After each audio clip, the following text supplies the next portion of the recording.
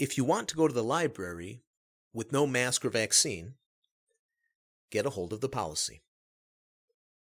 By Alan Stevo. A reader writes that a video of mine was helpful to her, but not as helpful as I hoped.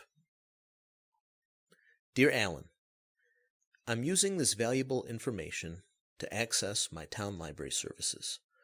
I'm not permitted to enter the library unmasked, but I can place orders for books online, and am working with staff on ways to pick up the books. I'll keep you posted on their methods. Amy. Thank you for your note. The most important thing I have to say to you is this. Get their policy. Send it to me. I bet it says you can enter unmasked. If we are to live in a country of laws, we need to subject the government to those laws.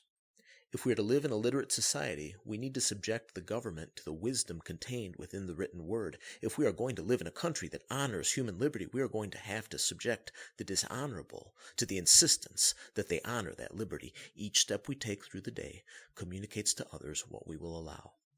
I don't want you to jump through hoops to live a normal life. I want those who would deny you normalcy to be the ones jumping through those hoops.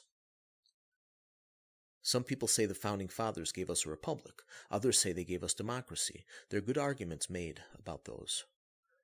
But what I definitely know without a question is that the Founding Fathers gave us a bureaucracy.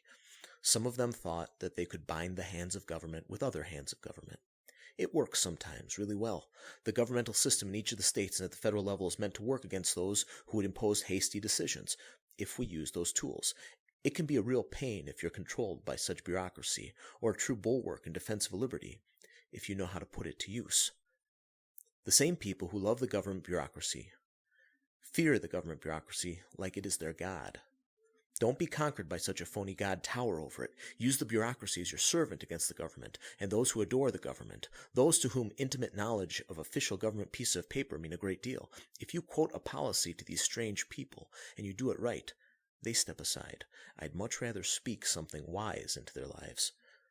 But that's not where these people are in their faith journeys, so I meet them where they are, which means if I know a sentence or two of the official policy and can speak it confidently, that all is well with them letting me pass. That happens better than 19 out of 20 times.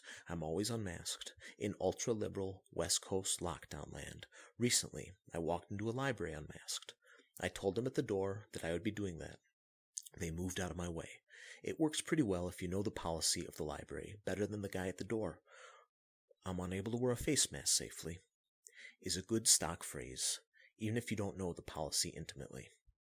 Government bureaucracy has been used to limit other government bureaucracy, and for the time being, this policy really works well, if you will invoke it and exercise your freedom muscles some.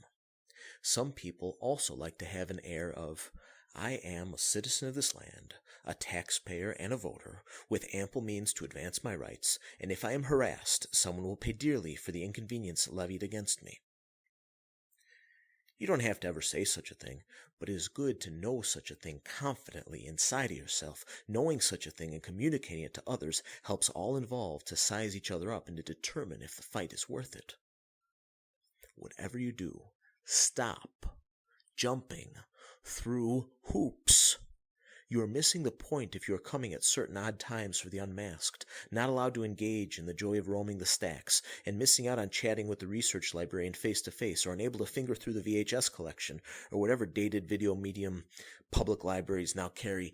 Don't wait outside. Don't bow like you're second class. Go inside. Expect to be treated like a queen, even better than you were before 2020, and you will be treated as such. Walk into your day with expectation. A little prayer and Bible always helps me set expectations nice and high in my day. Be really nice to everyone. Be really helpful. Be really friendly. Act like everything's normal. Return the rudeness of the fearful with the love of the courageous. No one's rude fearfulness can knock you off your game. Be that way, and the world will bend to meet you where you are. You lion of faith, courage, and righteousness, and then take it a step further. Ask them to pull down their mask because you have no idea what they're saying. Let them know you need to read lips, as everyone does. Let them know how the masks make it nearly impossible for you to know what they're saying. Almost everyone gladly takes it off, or sends a more comfortable colleague over to help you, if you really need to go there. You can even let them know the state face mask orders say you are supposed to remove the mask when a person with difficulty hearing asks you to. This can all start by knowing the policy. Now, just because a policy exists does not make that policy just. But knowing the policy makes it a little easier for you to assert your needs without ever having to challenge the policy. It also brings you one step closer to being able to challenge an unjust policy. Look, it says right here in the 8th paragraph. That kind of sentence can really work very well. Do I like these policies? No, not really, but I've gotten a lot of exercise in reading the law and using that to have discussions that let me live life relatively normally and unmasked because I've taken the few minutes to read a policy. This is the most basic behavior for anyone who wants to live in a nation governed by laws or even in a free market shaped by contracts. You're beginning the conversation by saying, okay, thank you for your information. Let me understand better exactly what you're really saying to me. By reading the policy, you quickly learn absolutely no exemptions allowed, and that is final, end of story, really means on paragraph 7, 8, 9, and 10 there are 17 different exemptions listed, but the person working the door never actually read the policy, and she watches too much Fox and reads too much New York Times and believes what she learns in those places even more than what takes place in front of her very eyes.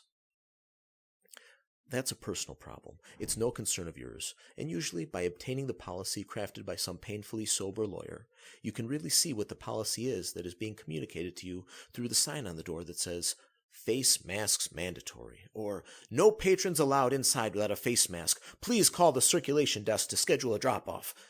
The sign is never the policy. It's only the shorthand, and a lot of it is lost in the abbreviation. Stop trusting signs.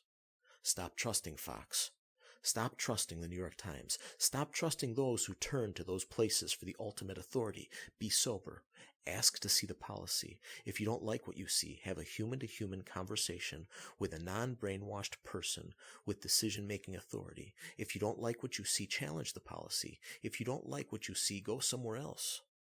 But don't lie to me and say you can't enter a library without a face mask.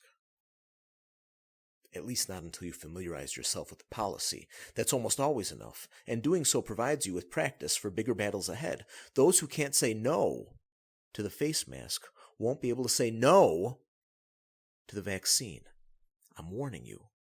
They're coming for you. Start your practice now. Reject the mask. And if you can stop wearing the mask every single day, every single time saying no to the vaccine, or even worse things, will be a walk in the park. It's easy for people to say, it's just a mask, what's the harm? It's harder for people, for now, to say, it's just a vaccine, what's the harm? If you can say no to the potentially less harmful thing, saying no to the potentially more harmful thing is a breeze. But if you're out of practice when they come for you with the COVID shot, you're going to have some uncomfortable remedial work to do with a sword hanging over your head. Deadlines, threats, loss of income, threats of expulsion, loss of scholarship, isolation, demotion, inability to travel, removal from athletics are examples I hear from readers. It really feels good to cross those bridges when it's just a mask, is what people are saying.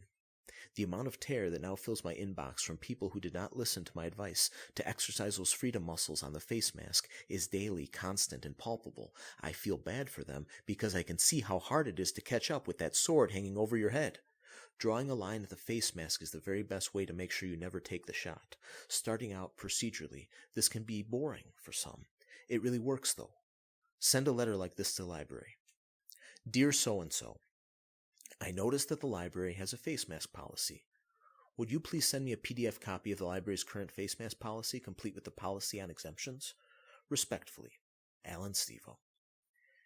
You don't want an email from the trainee librarian explaining the policy. You don't want the poster that the 19-year-old marketing intern made. You want the PDF that the library hired a lawyer to make. You want the primary source. That's the policy the poster is based on. If you put your obedient trust in the poster instead of getting to the source, you are letting the 19-year-old and who knows how many other layers of people prevent you from your right to read and interpret the source yourself.